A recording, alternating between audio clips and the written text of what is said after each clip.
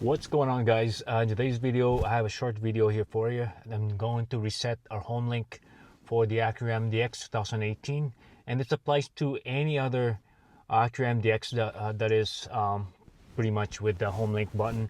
So this one here, we actually want to do the reset, and so that way this car will never be able to open the garage in the process. As you can see, this is the process you do when you're trying to reset your buttons, or if you are planning to sell the car and you wanted to deactivate whatever you have on your car here before you sell it. This will be the process of doing so. So anyways, guys, as you can see, this button is basically what we use here to open the garage. And when you press it, it does open the garage here, as you guys can see. So we'll stop that from going, and then basically roll it down here. That's just for demonstration purposes, so that way you guys can see that it does work. And in this case here, we will try to disable this thing now.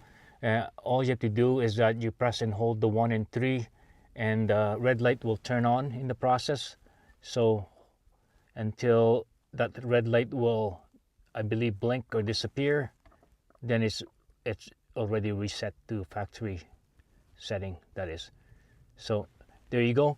Simple enough. When you press this thing now, number 3, because that's what we're using to open the garage door, it shouldn't open a garage door anymore.